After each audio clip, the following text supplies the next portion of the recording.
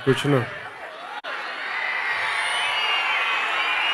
ముందుగా పొద్దు నుంచి ఎంతో ఓపిక కూర్చున్నా మా అక్క చెల్లెలకి, మా ఆడపడుచులకి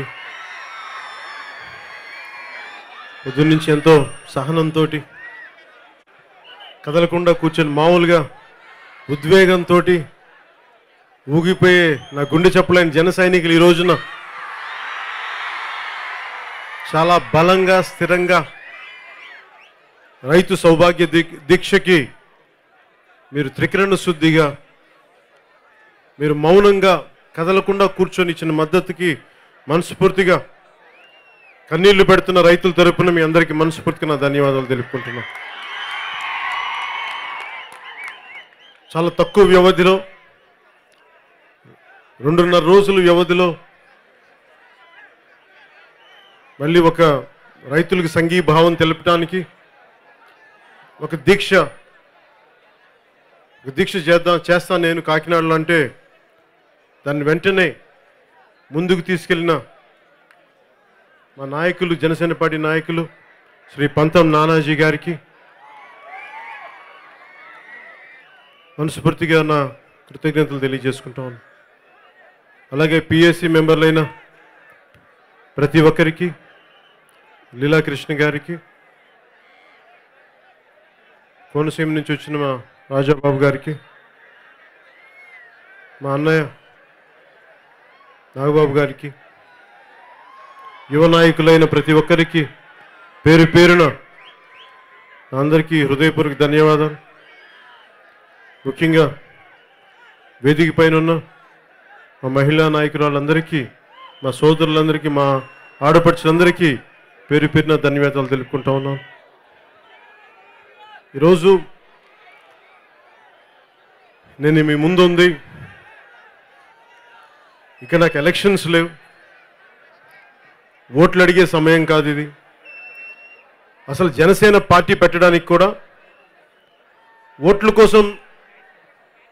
కోసం పదవుల కోసం అరువులు చాచే పార్టీలను చూసాం, కానీ ప్రజాసేవ కోసం అరువులు చాచే జనసేన లాంటి ఒక పార్టీ ఉండాలని చెప్పి పెట్టాను. ప్రతి ఒక్కరిని విభజించి పాలించి బ్రిటిష్ వాళ్ళు చేసింది మన వాళ్ళు. బ్రిటిష్ వాళ్ళు వెళ్ళిపోయినా కానీ ఇక్కడున్న నాయకుల స్వలాభం కోసం ఇంకా అది విడగొడతానే ఉన్నారు. నేను దానికి వ్యతిరేకిని. ఒక సమస్య ఉంటే దానికి చాలా కూలంకషంగా, సమగ్రంగా మాట్లాడాలి. ఇబ్బందులు ఉంటాయి, అంతేగాని ఈ మాట మాట్లాడితే వీళ్ళ ఓట్లు పడవు, ఈ మాట్లాడితే అందరు ఇలా తీసుకొచ్చి సమాజాన్ని ఇలా విచ్ఛిన్నకరమైన స్థితికి పట్టుకొచ్చారు. ఎంత విచ్ఛిన్నకరమైన స్థితికి పట్టుకొచ్చారంటే ఎవరి స్వేదం మీద, ఎవరి రక్తం మీద మనం బతికున్నామో, ఎవరు స్వేదం చిందిస్తే, ఎవరు కండ కరిగిస్తే మన అన్నం ముద్ద తింటున్నామో ఆ అన్నదాత రైతు కష్టాన్ని మనం మర్చిపోయే స్థాయికి వచ్చింది ఈ వర్తమాన రాజకీయాలు. నేను సహజంగా రైతుని, నేను సినిమా నటుడికి, రాజకీయ నాయకుడికి, వీటన్నిటికంటే ముందు నేను ప్రకృతి ప్రేమికుడిని, ప్రకృతిని ప్రేమించేవాడిని, భూమి మీద గౌరవం ఉన్నవాడిని, నేల తల్లికి సాష్టాంగ పడేవాడిని, నేల తల్లికి మోకరిల్లేవాడిని. అలాంటి నేల తల్లిని నమ్ముకున్న రైతులు వాళ్ళ కష్టాన్ని కరిగించి మనకు అన్నం ముద్దలు పెడితే ప్రతి ఒక్కరు బతుకుతున్నారు. వాళ్ళు కష్టాన్ని తినే ప్రతి ఒక్కరు మనం బతుకుతున్నాం. దళారీ వ్యవస్థ బతుకుతుంది, వారి బిడ్డలు బాగుంటున్నారు. రైతులకు అండగా ఉంటామని చెప్పి మాయ మాటలు చెప్పి రాజకీయ నాయకులు బాగుంటున్నారు, కానీ పండించే రైతు మట్టుకు కన్నీళ్లు పెట్టుకుంటా ఉన్నాడు. నేను ఇలాంటి సభకి వస్తానని చెప్పగానే ముఖ్యంగా వైసీపీ నాయకులు నన్ను చాలా తిడతా ఉన్నారు. నేను లేని సమస్యలను సృష్టిస్తానని చెప్పి. నేను పొద్దున్నుంచి ఎంతసేపు మాట్లాడాను మీకు తెలుసు, మధ్య మధ్యలో మాట్లాడాను, ఎక్కువసేపు ఎవరు మాట్లాడు. నిజంగా లేని సమస్యలు మనం సృష్టించగలమా? లేని కష్టాలను చూపించగలమా? ఇంతమంది రైతులు విన్నారు. మొత్తం తెలుగు వాళ్ళు ఎక్కడున్నారు ఈరోజు మాధ్యమాల ద్వారా అన్నీ విన్నారు. కడుపు మండి మాట్లాడుతున్నారు రైతులు. 6 నెలల్లో మీరు ఇంత వ్యతిరేకత సంపాదించుకున్నారంటే అది నాకు నేను చేసింది కాదు, మీ చేతిలో మీరు చేసుకుంది. వైసీపీ నాయకులు మీరు తెచ్చుకుంది. మరి ఒక బాధ్యత గల పార్టీగా అది కూడా ఓడిపోగానే మనస్థైర్యం, ఆత్మస్థైర్యం దెబ్బతింటుంది. నేను ఎందుకు మొదటి రోజు నుంచి కూడా నేను ఎందుకు ఓట్ల కోసం, అధికారం కోసం అరులు చాచలేదంటే, నా ఆశయాల్ని నేను నేర్చుకుంది ఒక బాబాసాహెబ్ అంబేద్కర్ నుంచి నేర్చుకున్నాను. నేను డాక్టర్ బాబాసాహెబ్ అంబేద్కర్ నుంచి చూసి నేర్చుకున్నాం, భగత్ సింగ్ చూసి నేర్చుకున్నాం, నారాయణ గురువు గారిని చూసి నేర్చుకున్నాం, బాలగంగాధర్ తిలక్ నుంచి చూసి నేర్చుకున్నాం. ఆ రోజున స్వాతంత్రం కోసం పోరాటం చేసిన యోధులు వాళ్ళు చట్టసభలకు వెళ్తారా ఏమిటి? వాళ్ళు చేసింది మన వాళ్ళు కష్టాలు ఉన్నారు, చేద్దాం అంతే. దానివల్ల నేను లబ్ధి పొందుతున్న జబ్బులు వచ్చినాయి ఒక్కొక్కరికి.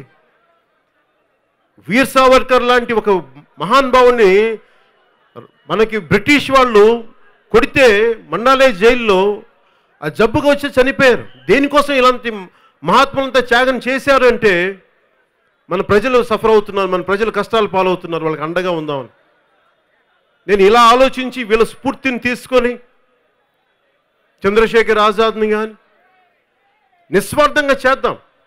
దీనివల్ల అధికారం వస్తుందా లేదా నాకు నిజంగా తెలియదు.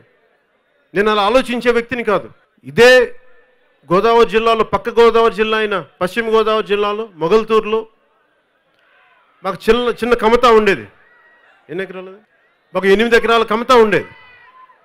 ఆ 8 ఎకరాల కమత కొద్ది కొద్దిగా అమ్ముకుంటూ వచ్చి చిన్నమ్మల పెళ్ళిళ్ళకి ఒక అరెకరం, ఇంకా కష్టాలకి ఇంకో అరెకరం ఇలా అమ్ముకుంటూ వచ్చి నాకెందుకు గుర్తుండిపోయింది. చిన్నప్పుడు ఎప్పుడో నేను ఒకసారి వచ్చాను మొగల్తూరు, తర్వాత నేను ఎప్పుడు రాలేదు, ఎందుకంటే పొలం లేదు అక్కడ. అలాంటి పరిస్థితుల్లో నాకు చాలా ఆనందం ఉండేది. ఆ గట్ల మీద తిరుగుతూ ఉంటే నాకు తిరిగి చాలా తక్కువ జ్ఞాపకాలు. నాకు నేను అర్రులు చాచేవాడిని గోదావరి జిల్లాలో రావడానికి. దేనికంటే ఈ పచ్చదనం కోసం వెంపర్లాడిపోయేవాళ్ళం. ఎందుకంటే ఇది తల్లి అన్నపూర్ణ అంటాం దీన్ని. మొత్తం ఆంధ్రప్రదేశ్కి ఇది అన్నపూర్ణ.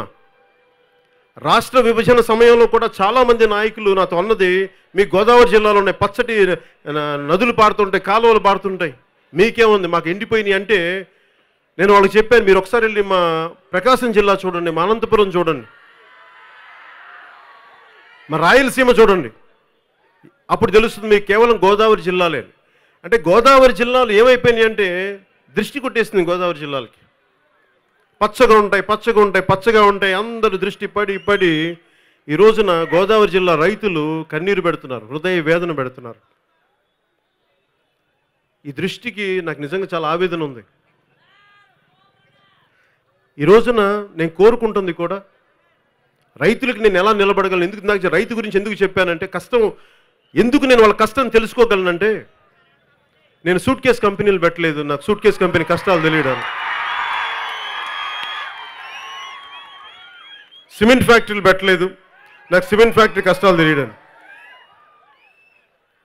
కాంట్రాక్టులు చేయను, నాకు తెలిసిందో లేదో ఒక సినిమా చేశాను, దానివల్ల మీరందరూ మెచ్చుకున్నప్పుడు డబ్బులు ఇచ్చారు, మెచ్చకపోతే తీసి పక్కన పెట్టారు, అవి జరిగినాయి. కానీ ఈ రోజున ఓడిపోయిన తర్వాత ఆత్మస్థైర్యం సహజంగా ఎవరికైనా దెబ్బతింటుంది. కానీ పవన్ కళ్యాణ్కి దెబ్బతింది ఆత్మస్థైర్యం. దేనికి?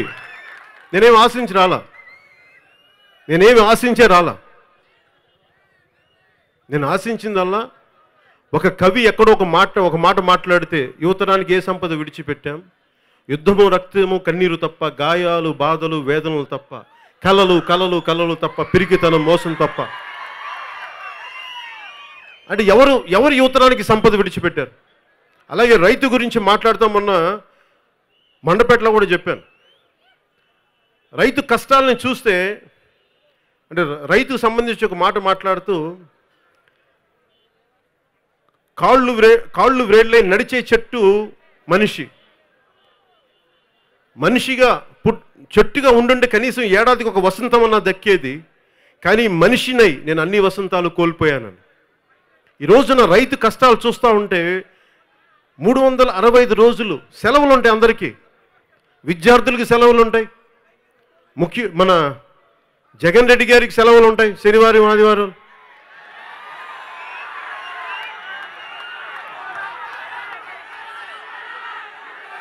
మనల్ని ముఖ్యంగా నన్ను తిట్టే ఎమ్మెల్యేలకు సెలవులు ఉంటాయి, అందరికీ సెలవులు ఉంటాయి.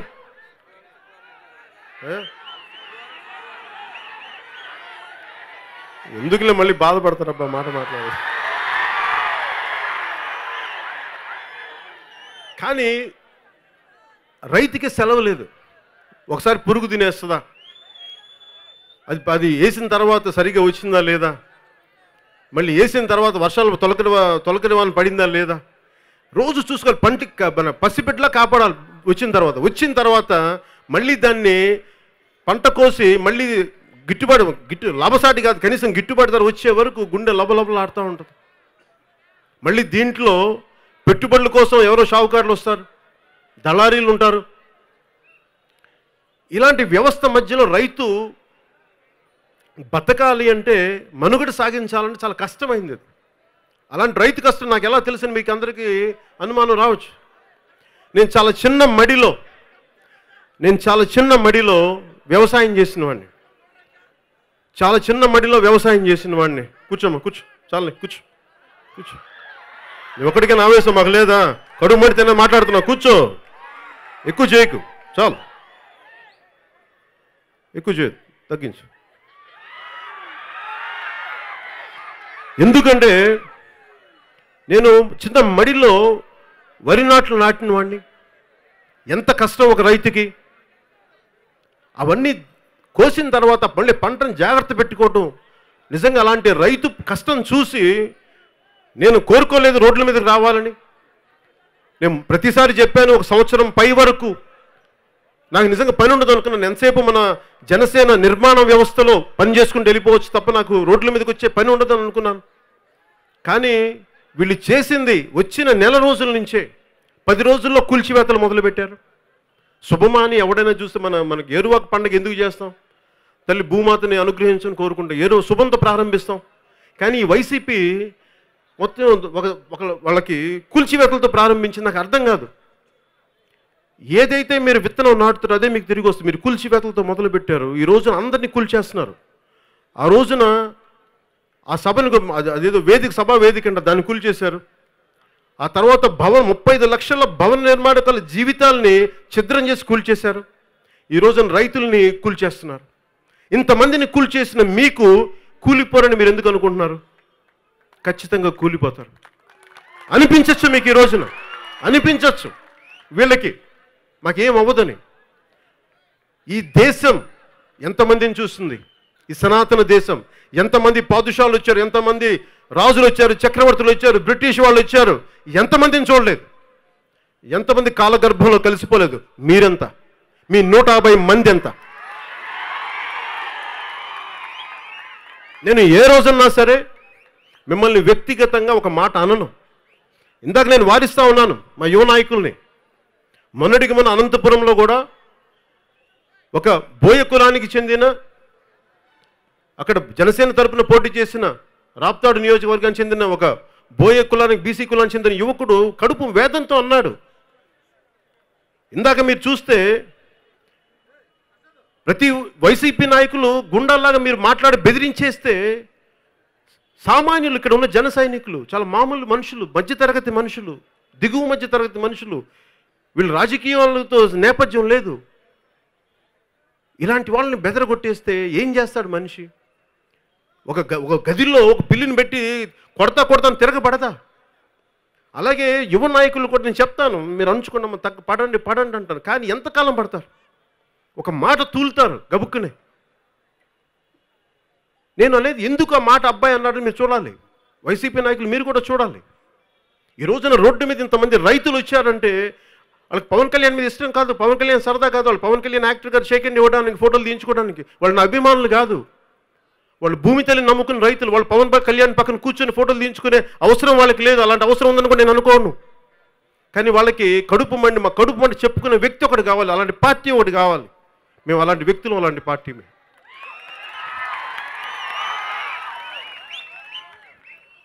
ఇది మేము లేనిది మేము ఎందుకు సృష్టిస్తాం? ఇందాక మాట్లాడుతూ ఉంటే నాకు ఒకటి అనిపించింది. మీరు అసెంబ్లీ సెషన్స్ పెట్టినప్పుడు ఇక్కడ బోటు ప్రమాదంలో ఇంతమంది చనిపోయారే, కనీసం మీరు వాళ్ళకు ఒక 2 నిమిషాలు సంతాపం ప్రకటించి సభ స్టార్ట్ చేయాలన్న సంస్కారం లేదా అని మా వాళ్ళు అడుగుతూ ఉంటే నాకు నిజమే అనిపించింది. అంటే మీకు హృదయం లేదు మీకు. అరే మా భవన నిర్మాణ కార్మికులు చనిపోతే మేము మాట్లాడితే ఏమంటారు? మా జన సైనికుల్ని, నా గుండె చప్పులని జన సైనికుల్ని మీరు అరుస్తారు, కేకలు పెట్టి తిడుతూ ఉంటారు మా వాళ్ళని. అలాంటిది నేను వైజాగ్లో అన్ని లక్షల మంది మధ్యలో నేను ఒక మాట అడిగాను. 35 మంది భవన నిర్మాణ కార్మికులు చనిపోయి దాదాపు 50 మంది దాకా. వాళ్ళ కోసం మనం ఒక నిమిషం మౌనం పాటిద్దాం. వాళ్ళ మరణాల కంటే చప్పుడు లేదు అసలు. అందరూ స్పిన్ డ్రాప్ సైలెంట్గా ఉండిపోయారు. మరి మాకే మేము మా పిల్లలందరూ, యువతంతా, యువకులందరూ, ఆడపడుచులందరూ ఎవరు కూడా చట్టసభల్లో లేని వాళ్ళే. మాకే ఇంత సంస్కారం ఉన్నప్పుడు మీకు ఇంకెంత సంస్కారం ఉండాలి? ఇంతమంది 150 మంది ఎమ్మెల్యేలకు ఇంకెంత గొప్ప సంస్కారం ఉండాలి? ఎందుకంటే మీరు లా మేకర్స్, మీరు చట్టాలను చేసేవాళ్ళు, మీరు చట్టాలని ధిక్కరించేవాళ్ళు కాదు, మీరు చట్టాలని చేసేవాళ్ళు. మీరు బాబాసాహెబ్ అంబేద్కర్ గారికి ఆయన పుట్టినరోజున, జయంతి రోజున దండలే సరిపోదు. అది ఆయన చట్టసభల్లో ఆయన పెట్టిన అంశాలని, ఆ ప్రోటోకాల్స్ని మీరు గౌరవించాలి, అది నేర్చుకోవాలి. మీరు మా వాళ్ళే పొద్దున్నుంచి ఇలా కూర్చోబెట్టి కామ్గా కూర్చుంటే మీరు ఈ సభను ఇంకెంత హుందాగా నడపాలి? మీకు ఆ పద్ధతి లేదు, పాడు లేదు మీకు. తిట్లు ఎవరికి రావు తిట్లు? మేమందరం ఏంటి జర్మన్ మీడియం, ఇంగ్లీష్ మీడియం చదువుకున్నాం, మేమందరం మేము తెలుగు మీడియం చదువుకోలేదు. మేము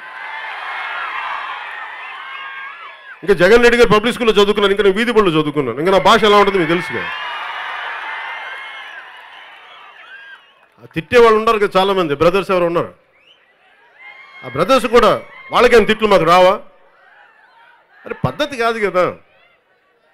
నిజంగా అలాంటి బాహాబాహి తేల్చుకుందామంటే బాబు నేను చాలా సిద్ధం, అలాంటి వేడికి చాలా సిద్ధం.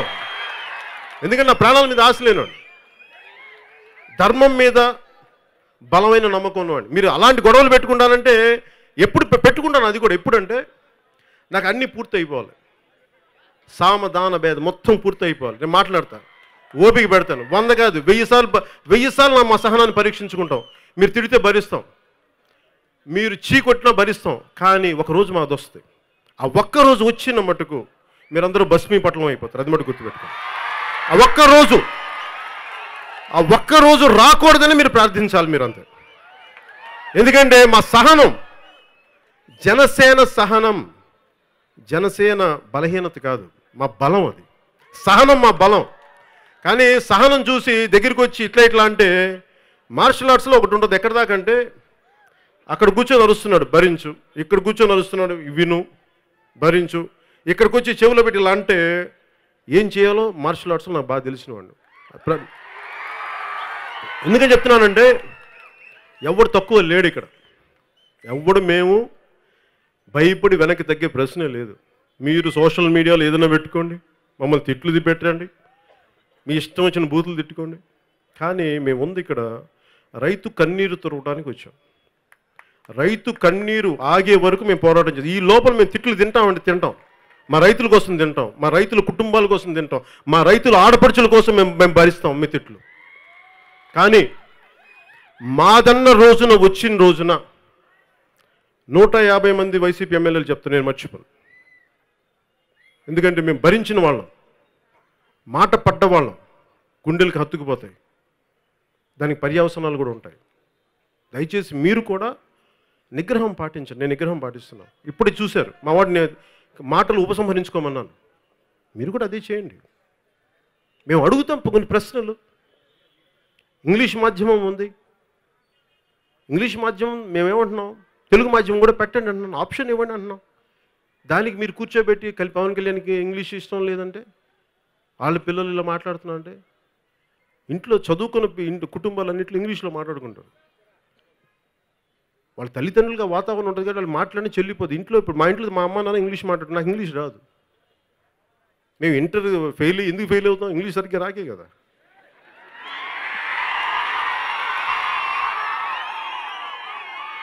మా అమ్మ నాన్న ఏమంటారు, మావాడు బాగా చదువుతాడండి. సరే చదువుతాం, మాతృభాషలో చెప్పండి. నేను అవి కూడా మాట్లాడలేదు. సరే కానివ్వండి, ఏదో ఒక ఏడుపేయడం నాకు అనవసరం లేదు, సంతోషం, మీరు కానివ్వండి.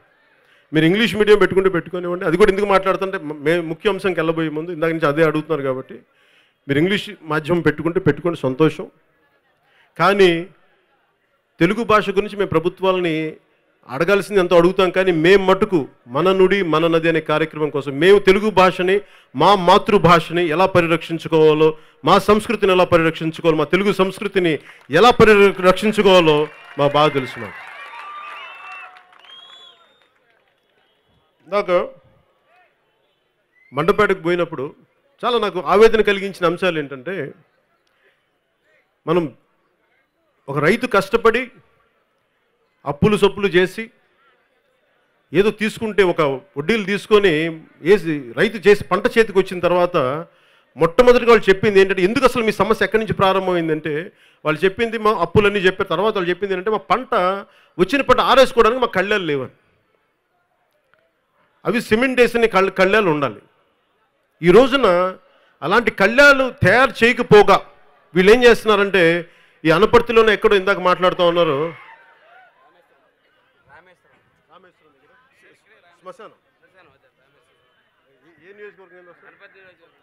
అనపర్తి నియోజకవర్గం రామేశ్వరం దగ్గర అంటే రైతులు ఆరబెట్టుకునే ధాన్యం స్థలంలో శ్మశానాలు కడతా ఉన్నారు.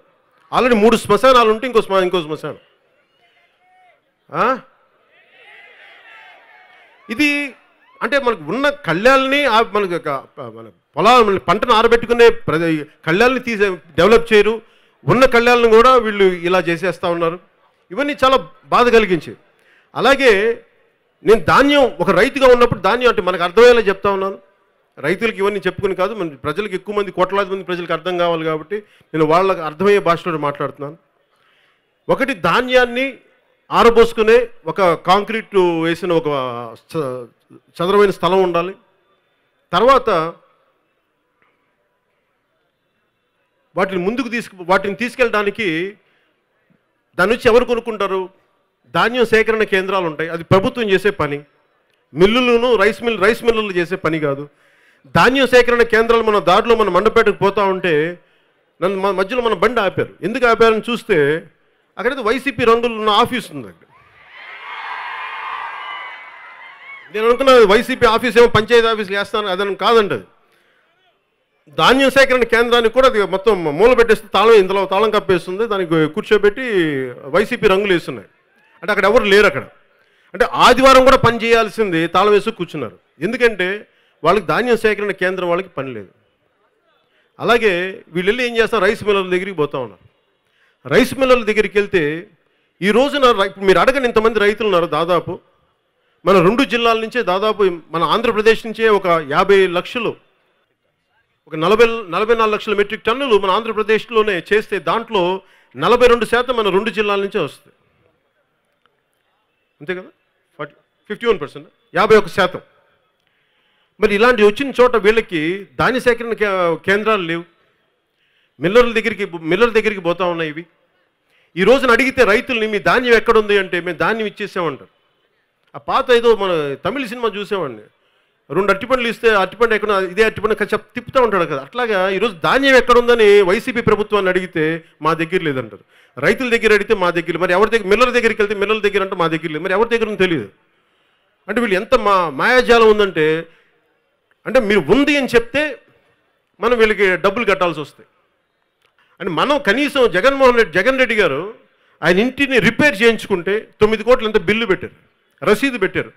కష్టపడ్డ రైతు తన ధాన్యం ఇస్తే దానికి రసీదు లేదు. రసీదు ఇవ్వకపోతే ఉండే దురదృష్టమైన దురదృష్టకరమైన పరిస్థితులు. కానీ ఇప్పుడు ఇందాక చెప్తా ఉన్నారు మన శ్రీకాకుళంలో, కాల్ చేస్తే కాదు మనకి, ఒకవేళ కాల్ చేస్తే దానికి ఎవరు బాధ్యత వహిస్తారు? అవి వీళ్ళెవరు పట్టించుకో, రైస్ మిల్లర్ మాకు సంబంధం లేదంటారు, ఎందుకంటే మీకు రసీదు లేదు కాబట్టి. అంటే రైతుని తిరిగి తను కష్టపడి ధాన్యం అమ్మిన రైతు మిల్లలు పెట్టే వరకు, తిరిగి డబ్బు వచ్చే వరకు గుండె లోపల కొట్టుకుంటా ఉంటుంది, వస్తుందా రాదా డబ్బు, వస్తుందా రాదా. మరి రసీదు ఇవ్వాలి కదా ప్రభుత్వాలు, దీన్ని పట్టించుకోరు. ముఖ్యమంత్రి స్థాయి వ్యక్తి తన ఇంటికి ఎంత అవసరం కావాలనుకుంటే 9 కోట్లు రసీదులు పెట్టి తీసుకుంటాడు. కానీ కష్టపడే రైతుకి రసీదు ఇవ్వడానికి వెనకాడతారు 150 మంది ఎమ్మెల్యేలు. ఎందుకు మీ మెజారిటీ? రైతుకి రసీదు ఇవ్వలేని మీ 150 మంది మెజారిటీ ఎందుకు దేనికి ఏం చేసుకుంటారు మీరు నన్ను తిట్టడానికా? నన్ను తిట్టాలి అంటే మీరు బయటకు వచ్చి శుభ్రంగా తిట్టాను, నాకేం లేదు. అమ్మ నేను ఎదురుగా వస్తాను, మీ 150 మంది ఇలా కూర్చొని ఇట్లాగా నేను ఒక్కనే ఉంటాను. మీరు ఏం తిట్టాలనుకుంటే తిట్టండి, నేను ఒక్కనే ఉంటాను, మా వాళ్ళు కూడా ఎవరు, నేను ఒక్కనే ఉంటాను. మీ కసి తీరివేలు తిట్టండి, మీరు ఏం చేస్తారో చేసుకుని నేను చూస్తాను, ఎదురుగానే ఉంటాను. కానీ విలువైన సభా సమయాన్ని మీరు రైతులకి వాళ్ళ సమస్యలను పరిష్కరించాల్సింది పోయి మీరు కాలాన్ని దుర్వినియోగం చేస్తే రైతులకి కష్టాలకి మీరు ఫలితం లేకుండా పోతా ఉంది. దీన్ని ఖచ్చితంగా మీరు పెద్ద మనసుతో ఆలోచించండి. ఎందుకంటే నేను ఎందుకు ఇంత రిక్వెస్ట్ చేసి మాట్లాడతాను ప్రభుత్వాలకంటే, నేను నోటికి ఏది వచ్చేది పడి మాట్లాడితే మీకు సత్ఫలితాలు రావాలి. నేను తగ్గి మాట్లాడతాను ప్రభుత్వాల దగ్గర, గత ప్రభుత్వంలోను ఈ ప్రభుత్వంలో. ఎందుకంటే నేను మీ ప్రతినిధిగా మాట్లాడుతున్నాను. మీ ప్రతినిధిగా మాట్లాడేటప్పుడు నేను తగ్గే మాట్లాడాలి. మీకోసం న్యాయం జరగాలని తగ్గే మాట్లాడతాను. నా సమస్య కాదు అది, కానీ అది నేను మీ సమస్యకు నేను ఉన్నానని చెప్పాను కాబట్టి నేను ప్రభుత్వం తగ్గే మాట్లాడతాను. ఈ రోజున వైసీపీ ప్రభుత్వానికి జగన్ రెడ్డిగా నేను నింపాదిగానే అడుగుతున్నాను, మర్యాదగానే అడుగుతున్నాను. ఈ రోజున వాళ్ళకి 1300 కాదు వాళ్ళకి ఇవ్వాల్సింది, మీరు బస్తాకి 1500 రూపాయలు ఇవ్వండి. వాళ్ళకి 1500 రూపాయలు ఇవ్వండి. మీరు చేసిన తప్పుకి, మీరు చేసిన ఆలస్యానికి కనీసం క్షమాపణ చెప్పినట్టు ఉంటుంది. ఎందుకంటే మీరు అలాంటిది. ఇంకొక బాధాకరమైన విషయం ఏంటంటే, మానవత్వం నా కులం, మానవత్వం నా మతం, మాట మడం తిప్పదు నా కులం, ఇట్లా మాట్లాడుతూ ఉంటే సరే ఓకే నేను అదృష్టం చేసుకుంటాను, అర్థం చేసుకుంటాం. మరి కౌలు రైతులకి ఎందుకండి మీరు కులం అడుగుతున్నారు? మీరు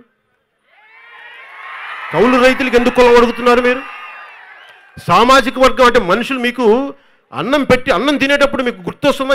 ఏ కులం పండించుదని మీకు గుర్తొస్తుందా? మీకు నేను ఎందుకు కులాలని, మతాలు ఎందుకు, ప్రాంతాలను ఎందుకు చాలా జాగ్రత్త చూస్తారంటే, ఈరోజు నేను చొక్కా వేసుకున్నట్టు ఎక్కడి నుంచి వచ్చిందో ఎవరికి తెలుసు. ఎన్ని కులాలు దాటితే చొక్కా నా ఒంటి మీదకి వచ్చిందో. ఒక ముద్ద తింటే ఎన్ని కులాలు, ఎన్ని మతాలు, ప్రాంతాలు, వ్యక్తుల చేతులు దాకితే ఒకటి వస్తుంది మన చేతుల్లోకి. మరి అలా ఆలోచించకుండా మీరు కూర్చోబెట్టి ప్రియాంబిల్ కాన్స్టిట్యూషన్ అని మీరేంటి చట్టసభలో కూర్చోడానికి ప్రియాంబిల్ పాలసీలో రావా? పాలసీలో మా రైతుల దగ్గరికి వచ్చి ఏం మాట్లాడతారు మీరు? ఏ కులం అంటే? ఎందుకంటే నువ్వు అంటే ఒక వర్గాలు అంటే అక్కడ కూడా కులాలని మీరు, బ్రిటిష్ వాళ్ళకి మీకేం తేడా ఏంటండి? మీకు వాడికైతే బయటోడు కాబట్టి అవసరం, మీరు స్థానికులే కదా, మీరు బయట వాళ్ళు కాదు కదా, మీకెందుకు కుల విభజన? మీకు మనస్తత్వం, మీకు మనస్కరిస్తుందా? మీకు మీరు ఓటు అడిగేటప్పుడు ఈ కులాలకి చెప్పారా మీరు? ఇవ్వకూడదని కులాలకి మీరు చెప్పారా? మేము మీకు ఇవ్వమని చెప్పారా మీరు? ఓట్లప్పుడు గుర్తురావు ఎవరికి? ఓట్లప్పుడు కండిషన్స్ అప్లై అని మనం చెప్పాలి నెక్స్ట్ టైం నుంచి. మేము కౌలు రైతులకి అందరికీ ఆదుకుంటాం, కండిషన్స్ అప్లై. ఈ కులానికి ఇవ్వం, దీనికి ఇవ్వం, 5000 దాటిన వాళ్ళకి ఇవ్వం, 4000 తగ్గించిన వాళ్ళకి ఇస్తాం. ఈ లెక్కలను పెట్టుకుంటూ వెళ్తే ఎప్పుడు న్యాయం జరిగింది? వాళ్ళు అమాయకులా లేదంటే మనం అమాయకులు? అంటే మనం మోసపోతున్నాం అంటే మన చేతగాంతనం, ప్రజల చేతగాంతనం. వాళ్ళ మాటలు తెలిసి మోసం చేస్తారని తెలిసి కూడా మనం వాళ్ళ వెంట ఉన్నామంటే ఇంకా మనం బాబాసాహెబ్ అంబేద్కర్ చెప్పేది, మీరు గొర్రెల్లో ఉన్నంతకాలం తల నరుకుతా వెళ్ళిపోతారు. మీరు సింహాల్లో తయారవ్వాలి. మీరు అన్యాయం జరుగుతున్నప్పుడు సింహాల్లో తయారైపోతే బలి ఇవ్వడానికి వాళ్ళకి రారు, ధైర్యం చేయరు వాళ్ళు. మీరు నరకండి రా బాబు మమ్మల్ని అంటే చక్కగా నరికి మొత్తం సండే కూరలో తినేస్తారు మనల్ని.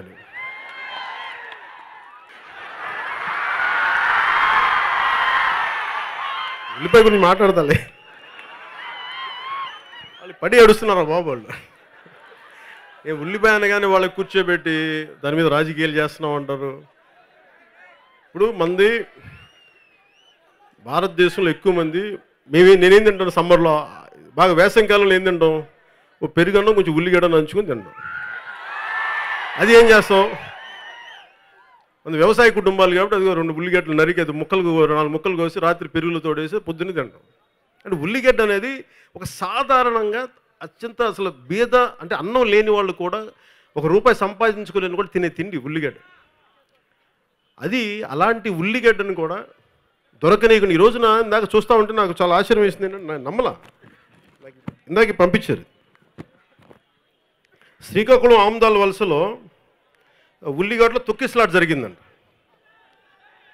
అంటే చాలామంది గాయాలు అయిపోయినాయి. ఇది ఆముదాల వలసలో ఉల్లిపాయల కోసం ప్రాణాలు తొక్కిసలాట జరుగుతుందండి మనకి, ఉల్లిపాయల కోసం. అరే మీరు కనీసం ఒక కిలో ఉల్లిపాయలు తొక్కిసలాట లేకుండా ఇవ్వలేని 150 మంది ఎందుకే మీరంతా? దేనికి ప్రగల్భాలు? దేనికి తిట్టడానికి?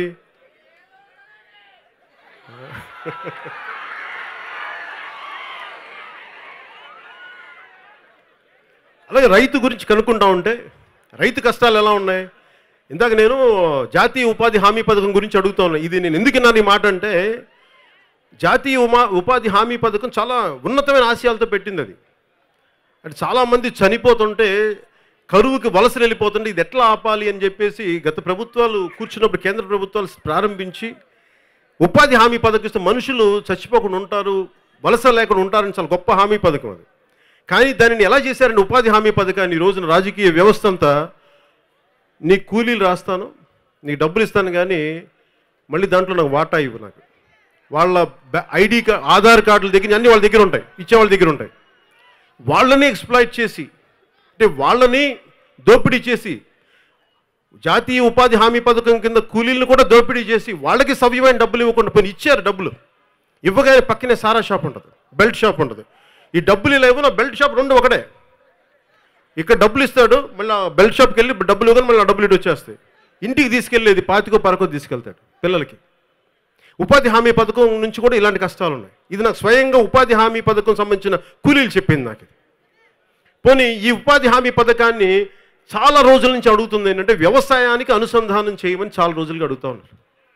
ఇది నేను మొట్టమొదటిసారి వినలేదు. ఇది స్వయాన నేను విన్నది కూడా ఒకసారి ఒక మీటింగ్లో కూర్చున్నప్పుడు స్వయాన తెలంగాణ ముఖ్యమంత్రి కేసీఆర్ గారు మాట్లాడుతుంటే నేను విన్నాను ఈ మాటలు. చాలామంది అడుగుతూ ఉన్నారు, జాతీయ ఉపాధి హామీ పథకాన్ని వ్యవసాయంతో అనుసంధానం చేయాల్సిన అవసరం ఉందని అనుకుంటే దాన్ని ఎలా తీసుకెళ్లాలని వాళ్ళు మల్ల గుల్లాలు పడుతూ ఉన్నారు. ఆ రోజు నేను ఆ మీటింగ్లో వచ్చి పక్కన కూర్చోవలసి వచ్చింది రాజ్భవన్లో. ఇది అలాగే ఈరోజు నాకు అనిపిస్తుంది రైతులకి నేను ఒకటే చెప్పదలుచుకున్నాను. కూలీలు మనకి ఎందుకు దొరకట్లేదు? ఒకటి, అత్యంత సాంద్రత ఉన్న జనాభా ఉన్న దేశం మనది, అధిక జనాభా సాంద్రత ఉన్నది. ఇలాంటి పరిస్థితుల్లో మనం ఇవ్వగలిగేది మనకి రైతులకి పని చిన్న కమతాలు అరెకరం, పావు ఎకరం, ఎకరం, 2 ఎకరాలు, వీటి మధ్యలో మనకి యాంత్రీకరణ చేయలేం. యాంత్రీకరణ చేద్దామంటే అవి అందుబాటులో ఉండవు, అంత సుపీరియర్ టెక్నాలజీ లేదు మన దగ్గర. ఒక 2 ఎకరాలకి నేను ఒక మెషిన్ కొందామంటే ఏదో మన జగన్ రెడ్డి గారు లాంటి వాళ్ళు కొనుక్కోవచ్చు, లేదు నేను తిట్టే ఎమ్మెల్యేలు కొనుక్కోవచ్చాం. కానీ 35,000 పెట్టుబడి పెట్టి తిరిగి వస్తారాదనే ఒక సామాన్యమైన రైతు కొనుక్కోవడానికి చాలా కష్టపడతాడు. అది మళ్ళీ సామూహికంగా కొనుక్కోవాలంటే అవి మనకి ఈ సహకార సంఘాలు పనిచేయవు. సహకార సంఘాల్లో బోల్డంత లొసుగులు, ఇవన్నీ దృష్టిలో పెట్టుకొని సహజంగా రైతు ఏమంటారంటే మనకి కూలీల దగ్గరికి వెళ్తారు. ఇలాంటి వ్యవస్థలో కూలీలు దొరకకపోతే మరి రైతులకు ఇబ్బంది. దానివల్ల పర్యవసానంగా వాళ్ళకి అత్యధిక కూలీలు ఇచ్చి చేసుకునే పరిస్థితుల్లో రైతు సంపూర్ణంగా కూలిపోతూ ఉన్నాడు. వీళ్ళు పెద్ద రైతులా, అమెరికాలాగా, రష్యా, మనకి ఈ మిగతా పశ్చిమ దేశాలలాగా 1000 ఎకరాలు 2000 ఎకరాలు కూర్చుని రైతులు కాదే మన వాళ్ళంతా. మన వాళ్ళు చాలా సన్నకారు రైతులు, అరెకరం 2 ఎకరాలు, ఒక చోట 3 ఎకరాలు ఉంటుంది. కానీ అసలు ఒక దుక్కేస్తే లోపలికి పోదు మన రాయలసీమ లాంటి నేలల్లో. కానీ కష్టపడి పండిస్తే మనకి గిట్టుబాటు ధర రాకపోతే, లాభసాటి ధర రాకపోతే రైతు ఏమైపోతాడు? నలిగిపోతాడు రైతు. మరి ఇలాంటి రైతులందరికీ మేము అండగా ఉండటానికి నేను ఒకటే చెప్తా ఉన్నాను. నా మదిలో ఒకటి మెదులుతూ ఉంది. భవిష్యత్తులో జన సైనికులు మనకు సేవాదళలాగా ఏదైనా అవసరమైతే మనం కూలీలుగా మారి మన రైతులకు అండగా ఉండే ఆలోచన ఒకటి చేయాల్సిన అవసరం ఉంది. అంటే మనం దేశానికి ఉపయోగపడాలి అంటే జన సైనికులు అవసరమైతే మీరు డబ్బులు కూడా తీసుకోండి మన వాళ్ళ దగ్గర. కానీ కొంత సహాయం అంటే మనకి కూలీ దొరకడం. భారత్ అంటే జపాన్ లాంటి దేశంలో కుటుంబం పనిచేస్తుంది. నేను ఎందుకు దుక్కి దున్నుతాను తోటలో అంటే, నేను ఎందుకు పనిచేస్తానంటే ఆ కష్టం నాకు తెలియాలి. నేను కష్టంలో చాలా సౌఖ్యం ఉంది. ఇందాక ఎవరో మాట్లాడుతా, ఇది నేను చాలా ఇష్టమైన పనిలో ఉన్నాను. నేను చాలా గొప్ప పని వదులుకొని రాలి, చాలా గొప్ప పనిలోకి వచ్చాను. సినిమా అనే దాన్ని వదిలేసి ప్రజలకు ఉపయోగపడే చాలా గొప్ప రాజకీయాల ద్వారా ప్రజలకు సేవ చేయగలిగే భాగ్యాన్ని నేను పొందానని నాకు నిజంగా గర్వంగా ఉంటుంది ఈరోజు రాజకీయాల్లో రావడం. ఓడిపోయినప్పటికీ ఎందుకంటే ఇంత అదృష్టం నాకు సినిమాల్లో కూడా ఇంత ఆనందం ఎప్పుడు రాలేదు. సినిమాల్లో చేసే ఇలాంటి నిరాహార దీక్షకి, నిజ జీవితంలో చేసే నిరాహార దీక్షకి చాలా తేడా ఉంటుంది. సినిమాలు చప్పట్లు పడతాయి. ఇక్కడైతే నేను సమస్యకు పరిష్కారం చేయించగలను, మాట్లాడగలను. ఒక సభ పెడితే 35 లక్షల మంది భవన నిర్మాణ కార్మికుల జీవితాల్లో ఒక పూట అన్నం పెట్టిన వాళ్ళం అవుతాం మేము. అది నిజ జీవితంలో చేయడానికి. అలాగే ఈ రోజున మెకనైజేషన్ గురించి వస్తే, మన కూలీలు దొరకడం మెకనైజేషన్ నిజంగా జన సైనికులు కూడా నేను చెప్తాను, ఒక రోజున మనం ఆలోచిద్దాం దాని మీద, ఒక మేధో మదనం చేద్దాం, మన రైతులకి ఎంత అండగా ఉండగలం అని చెప్పడానికి. కానీ మెకనైజేషన్ దగ్గరికి వచ్చేటప్పటికి ప్రభుత్వాలు నిజంగా 150 మంది ఎమ్మెల్యేలు ఈ రోజున కూర్చొని భవిష్యత్తులో ఇలాంటి సమస్యలు రాకుండా ఉండాలంటే మెకనైజేషన్ ద్వారా తక్కువ ఖర్చుతోటి R&D చేసి, రీసెర్చ్ అండ్ డెవలప్మెంట్ చేసి, వ్యవసాయ శాఖ ఉంది. మన సహజంగా ఉండే మనకి చాలామంది, నేను పేపర్స్లో చూసేవాడిని, సైకిల్ తొక్కుతూ ఉంటే విద్యుత్ శక్తి వచ్చి కింద బావిలోంచి నీళ్లు తోడే యంత్రాలను కనిపెట్టారు. మామూలు చిన్న సైకిల్ షాప్లో స్థాయి జ్ఞానం ఉన్న సైంటిస్టులు వాళ్ళు. అలాంటిది ఎంతమంది ఇక్కడ మనకి మన పల్లెటూళ్ళలో ఎంతమంది గొప్ప శాస్త్రవేత్తలు ఉన్నారో మనకు తెలియదు, వాళ్ళందరూ ఉపయోగించుకోవాలి.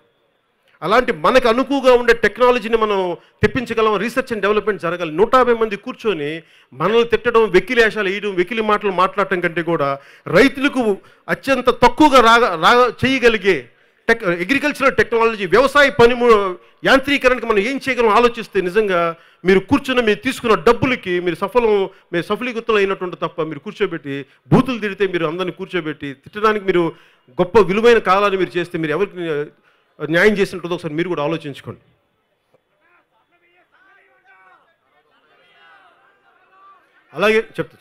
అలాగే బ్యాంకింగ్ అధికారులు కూడా ఈ రోజున రైతు వచ్చి, ఇందాక రైతులంతా అడుగుతుంది ఏంటంటే, రైతు నిజంగా తన కష్టాన్ని నమ్ముకున్నవాడు. నేను నా కష్టాన్ని నమ్ముకుని, నేను అడగను, ఎవరు దేహిని అడగడానికి నాకు మనసు ఒప్పదు. నా కష్టం అంటే కండ కష్టం మీద బతికేవాడికి చాలా ఆత్మగౌరవం ఉంటుంది. రైతుకి అంత ఆత్మగౌరవం ఉంటుంది. రైతుకి తన కష్టం కోసం అడగడు. నాకు రుణబాను నువ్వు అప్పు తీర్చని అడగడు. నువ్వు నాకు ఏ ఫేవర్లు చేయొద్దు. కాకపోతే నేను అడిగేది ఏంటంటే, నేను పడ్డ కష్టానికి నన్ను దోపిడీ చేయకుండా ఒక లాభసాటి ధర ఇప్పించిన.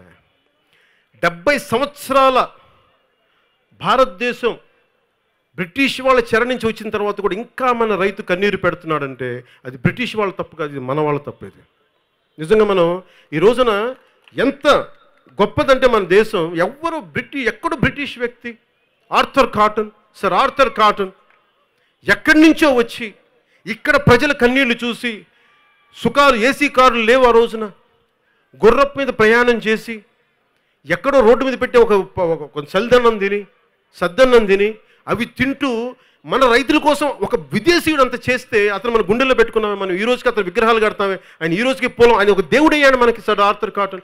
దేనికంటే ప్రజల్ని గుండెల్లో పెట్టుకుంటూ ప్రజలు అతని గుండెల్లో పెట్టుకుంటారు. అలాగే జగన్ రెడ్డి గారు నిజంగా సర్ ఆర్థర్ కాటన్ అంత గొప్పవాడైతే నిజంగా సంతోషించేవాళ్ళు నేను మొదటివాడిని. కానీ అలా కాకుండా మీరు అలాంటి ఆలోచన ఉంటే మీరు 35 కాదు, మీ తరతరాలు మీ బిడ్డలు మొత్తం ముఖ్యమంత్రులు ఉండిపోండి, సంతోషం, నిజంగా సంతోషపడతాం మేము. కానీ మీరు మా రైతుల ఆవేదనల్ని మీరు మీ ఇష్టానికి వాడుకుంటే, ఆర్థర్ కాటన్ గుండెల్లో పెట్టుకున్న వాళ్ళు మీలాంటి వాళ్ళు తీసి పక్కన పడేయడానికి ఎంతసేపు పడుతుందండి? మీరు అదే ప్రజలు, అది మీరు ఆలోచించాలి. అందుకని నేను కోరుకునేది కూడా ముఖ్యంగా ఇలాంటి రైతు తన కష్టాన్ని నమ్ముకున్నవాడు బ్యాంకింగ్ వ్యవస్థకి వెళ్ళి షావుకారుల మధ్యలో రుణాలు ఇచ్చే వాళ్ళ మధ్యలో నలిగిపోతా ఉన్నాడు రైతు. ఈరోజు అడుగుతుంది ఏంటంటే, బ్యాంక్స్ని కూడా మీరు ఎవరెవరికో ఇస్తారు.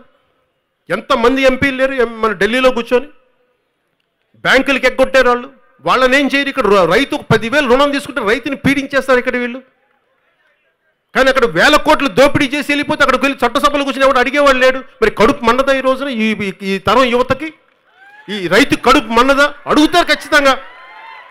సూట్ కేసు కంపెనీలు పెట్టి మీరు ముఖ్యమంత్రులు అయిపోయి మీరు ఈ స్థాయిలో ఉంటే కష్టపడే రైతుకి కడుపు మండదా? అడగడానికి మా హక్కు రాదా? వస్తుంది. అందుకనే బ్యాంక్ అధికారులు కూడా, బ్యాంకింగ్ వ్యవస్థ కూడా మీరు కొంచెం పెద్ద మనసుతోటి రైతులకి ఏం చేయగలరో ఆలోచించండి. ఎందుకంటే చిన్న పొదుపులు మొత్తం అని చెప్పేసి మనకి బంగ్లాదేశ్ బ్యాంకర్ ఎకానమిస్ట్ బంగ్లాదేశ్ ఆర్థిక శాస్త్రవేత్త మొహమ్మద్ యూనుస్, ఈరోజు మనం చూసే డ్వాక్రా ఇవన్నీ ఆయన సృష్టి. అది మరి ఒక బ్యాంక్ ఒక ఆర్థిక శాస్త్రవేత్త అనుకుని ఇంత చేయగలిగాడు ఆ దేశానికి, ప్రపంచానికి ఒక గొప్ప మోడల్ అయిపోయింది. అలాంటిది ఈ రోజున బ్యాంకింగ్ అధికారులను కూడా కోరుకుంటారు, మీలో కొంచెం మనసున్న వాళ్ళు నిజంగా మా రైతులకి ఎట్లా అండగా ఉండగలరో కొంచెం మీరు ఆలోచించండి. ఇంతమంది వ్యాపారవేత్తలకి దోపిడీ చేసే వాళ్ళకి మీరు రుణాలు ఇచ్చేసి మీరు బ్యాంకులు నష్టపోతాం. ఈ రోజున మా రైతులకి ఇవ్వండి, మీరు ఏదో పెద్ద మనసు చేసుకొని ఇవ్వండి. దయచేసి మీరు బ్యాంకింగ్ వ్యవస్థ కూడా దీని మీద ఆలోచించాలి. ఇందాక మాట్లాడుతూ గవర్నమెంట్ ఆఫ్ ఇండియా గురించి నేను పొద్దున్న మాట్లాడుతూ ఉంటే గత 2 రోజులుగా గవర్నమెంట్ ఆఫ్ ఇండియా కోరుకుంటుంది, చెప్పింది వాళ్ళకి ఆదేశిక సూత్రాల ప్రకారం 17% తేమ ఉన్నా కానీ కొనాలి బియ్యాన్ని, అలాగే 25% తరుగు ఉన్నా కానీ కొనాలి. కానీ దానికి సంబంధం లేకుండా సివిల్ సప్లైస్, రాష్ట్ర సివిల్ సప్లైస్ వాళ్ళు 14% పైన తేమ ఉంటే మేము తీసుకోమని చెప్పి, అసలు తేమ ఎండాలి అంటే మీరు కళ్యాలు ఇవ్వాలి కదా, మీరు ఆరబోసుకునే స్థలాలు ఇవ్వాలి కదా. మీరు ఆరబోసుకునే స్థలాలనేమో మీరు శ్మశానాలు చేసేసారు, లేదంటే మీరు కబ్జాలు చేస్తారు. మీరు ఆరబోసుకునే స్థలాలు ఇవ్వరు, మీరు గిట్టుబాటు ధరలు ఇవ్వరు. రైతు ఎలా బతకాలి? చచ్చిపోవాలి రైతు. నేను జల్సా అనే సినిమాలు మేము ఆవేదన చెంది ఎందుకు మాట్లాడామంటే, పరమాన్నం తినే రోజునే మాకు పండగని తెలుస్తుంటే అప్పుడు ఆ పండగని తెలియదు. ఎందుకు అన్నామంటే ఆ మాట నాకు స్వయంగా కరీంనగర్లో రైతు చెప్పిన మాటలు అవి. అంటే రైతు అంటే పురుగుల మందు, ఇందాక మాట్లాడుతున్నా అదే గుర్తొచ్చింది. పురుగుల మందు పొలాలకి పని చేయట్లేదు కానీ మా నాన్నకి పని చేసింది. ఇందాక ఒక అబ్బాయి అంటే నా కన్నీళ్ళు వచ్చినాయి. అంటే పురుగుల మందే పొలం అంటే గుడ్డిగా ఎన్ని రకాలుగా రైతును ఆదుకోవచ్చు అంటే ఒకటి కాదు. నేను కోనసీమ మొత్తం మన గోదావరి జిల్లా మొత్తం తిరుగుతున్న, మొత్తం రాష్ట్ర నలుమూలలో తిరుగుతూ ఉంటే ఎక్కడైనా ఇదే సమస్యలు. మన కొబ్బరి బొండాలు కానీ కోనసీమలో, మామిడి పంటలు కానీ, అటు విజయనగరం కానీ అనకాపల్లి సైడ్ పోతే మనకి చెరుకు గిట్టుబాటు ధర కానీ, చెరుకులు తీసేసుకుంటారు, గిట్టుబాటు ధర ఇవ్వరు. ఈ రోజుకి సంవత్సరం అయిపోయినా వాళ్ళు రైతులకి చెరుకుకి వాళ్ళకి ఇవ్వాల్సిన ధర ఇవ్వలేదు, ఈ రోజుకి అకౌంట్స్లో పడలేదు. టమాటో రైతులకి అన్యాయం చేస్తారు, వేరుశెనగ రైతులకి అన్యాయం చేస్తారు. ఏ రోజు కూడా రైతు కన్నీరు పెడతాడో ఆ నేల పాలించే వాళ్ళకి శాపం అయిపోతుంది. జగన్ రెడ్డి గారి చాలా బలంగా ఆలోచించుకోవాలి. రైతు కన్నీరు భూమి మీద పడితే అది భూకంపమే సృష్టిస్తుంది. చాలా ఆవేదనతో చెప్తున్నా, రైతు కన్నీరు మంచిది కాదు. రైతు అన్నం పెట్టే రైతు, దానికి మీరేం చేస్తారో చేయండి. మీరు గిట్టుబాటు ధరిస్తారా, లాభసాటి ధరిస్తారా, కానీ కొంచెం మనసుతో స్పందించండి. దీనికి ప్రతిదానికి రాజకీయాలేనా? ప్రతిదీ రాజకీయ లబ్ధేనా? ఎప్పుడు మారతారు మీరు? మీ నాన్నగారు గొప్ప ఆయనే, మీరు గొప్ప ఆయన అవ్వడందుకు అందుకు ఎదురు చూస్తున్నాం మేము కూడా. మా నాన్నగారు అంటే కరెక్టే, ఏం చేస్తాం? మీరు చెయ్యండి, మీ నాన్నగారు చేసిన గొప్ప పనులు చేయండి. జనం చప్పట్లు కొడతారు. వాళ్ళు పవన్ కళ్యాణ్ అవసరం లేదు. అప్పుడు వాళ్ళకి రోడ్డు మీదకి వచ్చి మేము నిరాహార దీక్షలు చేయాల్సిన అవసరం రాదు. మిమ్మల్ని పూలతో ముంచెత్తారు. కొడాల నాన్నగారికి వజ్రాలు దండలేస్తారు.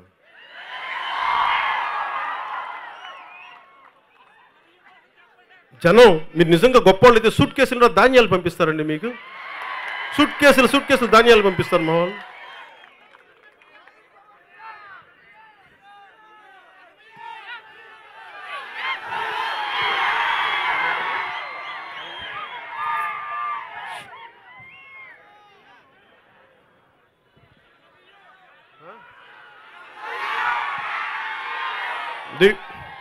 నేను ఎందుకు పోయినసారి మేనిఫెస్టోలో పెట్టానంటే 1,00,000 మంది యువ రైతులను తయారు చేస్తాను. రైతు నాకు తెలిసి కష్టాలండి. నేను ఇంక పెద్ద ఎక్కువ పనులు పెట్టుకోలే. మహిళలకి ఉచిత సిలిండర్ అనేది పాసిబిలిటీ ఉంది కాబట్టి అది మాట్లాడాను. ముఖ్యంగా తర్వాత రైతులకి 5,000 రూపాయలు నేను మీకు ఆ పెన్షన్ ఎందుకు ఇస్తానన్నానంటే, రైతు ఫస్ట్ చేతిలో డబ్బు పడితే కొంచెం ధైర్యం ఉంటుంది. ఈ దళారుల వ్యవస్థ దగ్గర కూరుపోకుండా ఎంతో కొంత ఉపశమనం కలుగుద్దని చెప్పి దూరదృష్టితో చాలా మందితో మాట్లాడిన తర్వాత పెట్టిన ఆలోచన అది. ఒక 5,000 రూపాయలు జనసేన ప్రభుత్వం వస్తే మేము ప్రతి నెల రైతుకి ఇస్తామని చెప్పి.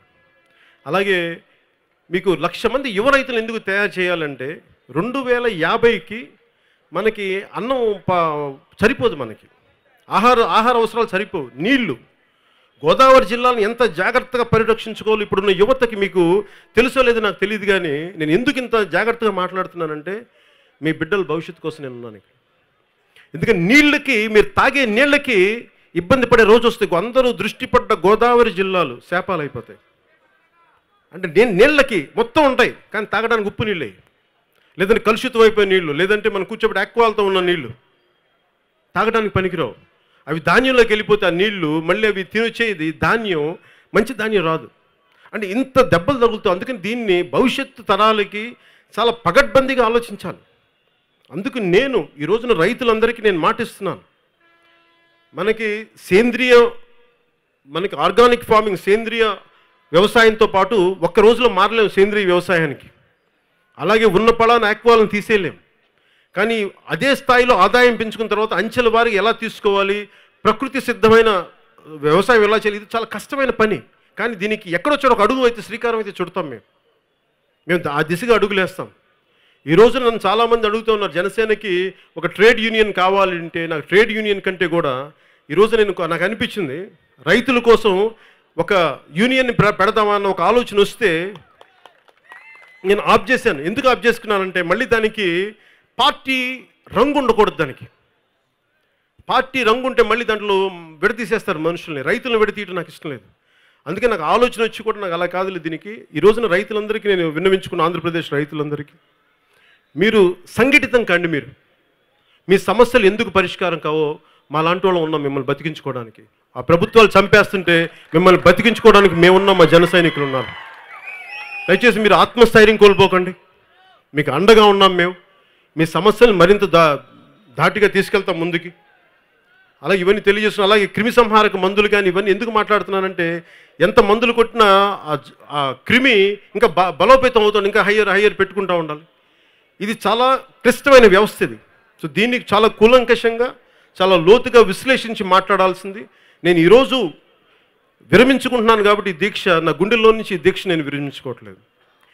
ఎందుకు విరమించుకోనంటే, ఆఖరి రైతు, ఎందుకంటే ఎప్పటికీ తీరని పోరాటం, ఎప్పుడు అలుపెరగని పోరాటం ఇది అవ్వదు. ఈ పోరాటం నాకు తెలుసు. అది నా జీవిత కాలం వరకు నేను రైతు కుటుంబాల నుంచి వచ్చిన కాబట్టి, నా రైతు కష్టాలు తెలిసిన వాడిని కాబట్టి, స్వయాన్ని నేను రైతుని కాబట్టి నేను మీకోసం అండగా ఉంటాను. చాలామంది వ్యవసాయ శాస్త్రవేత్తలను పిలిపించి, బ్యాంకింగ్ అధికారులను పిలిపించి, ప్రభుత్వాలు చేస్తే చేయనివ్వండి, సంతోషం. కానీ దాంతోపాటు మేము కూడా జనవరి నెల నుంచి ప్రత్యేకించి దీని మీద దృష్టి సారిస్తాను. అవసరమైతే అసలు కోనసీమ కానీ, మన మొత్తం అన్ని సీమలు, రాయలసీమ కానీ, మన అన్ని జిల్లాలు కూడా నేను ప్రత్యేకించి రైతుకు సంబంధించిన నేను యాత్రలు మొదలుపెట్టుకుని తిరుగుతూ ఉంటాను. మరింత లోతుగా అవగాహన చేసుకుంటాను. మీ సమస్యలు నేనే వస్తాను. ఇందాక నన్ను రైతులందరూ అడుగుతూ ఉన్నారు, నేను మీ గ్రామాలకు వస్తాను. మీ గ్రామాలకు వచ్చి నేను తిరుగుతాను, నేను అర్థం చేసుకుంటాను.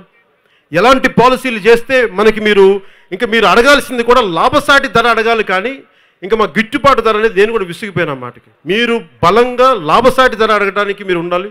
అందుకని దాంట్లో మొదటి మెట్టుగా వైసీపీ ప్రభుత్వాన్ని ఈ రోజున మేము మిమ్మల్ని అడుగుతూ ఉన్నాం, డిమాండ్ చేస్తున్నాను. మీరు 1500 రూపాయలు బస్తాకి ఇవ్వండి. 1300 కాదు మీరు ఇవ్వాల్సింది, 1500 రూపాయలు ఇవ్వండి. 1500 రూపాయలు ఇస్తే తప్ప రైతు కనీసం బయటపడ్డు అలాంటి పరిస్థితులు. అందుకని దీన్ని దృష్టిలో పెట్టుకొని వైసీపీ ప్రభుత్వం ఎంత త్వరగా స్పందిస్తే అది మీకు అంత మంచిదని తెలియజేసుకుంటా ఉన్నాను. అలాగే ముఖ్యంగా ఇక్కడున్న 100 సోల్జర్స్ మీ అందరికీ కూడా మనస్ఫూర్తిగా, నేను దారిలో వస్తూ ఉంటే పోయినసారి నా ఆశయాలను అర్థం చేసుకున్న ఒక 100 మంది సైనికులని మీరు ప్రత్యేకంగా నేను చెప్పకుండా మీరు ప్రేరణ పొంది పొద్దున్నుంచి చూస్తూ ఉన్నాను మీ కష్టాన్ని. మనస్ఫూర్తిగా మీ అందరికీ పేరు పేరున, మీ టీంకి ప్రతి ఒక్కరికి ధన్యవాదాలు తెలుపుకుంటా ఉన్నాను. అలాగే మాకెంతో సహకరించిన మీడియా వారికి, మా సోదరులకి అందరికీ ధన్యవాదాలు తెలుపుకుంటా ఉన్నాం.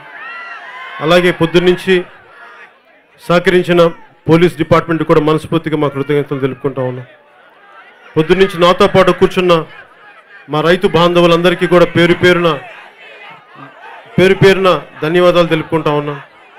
అలాగే వ్యవసాయం అనగానే, అగ్రికల్చర్ అనగానే చాలా వస్తున్నాయి. పాడి వస్తుంది, పాడి కేంద్రం అంటే పాడి, అలాగే చేపల చెరువులు కానీ, ఆక్వాకల్చర్ కానీ ఇవన్నీ వస్తూ ఉన్నాయి.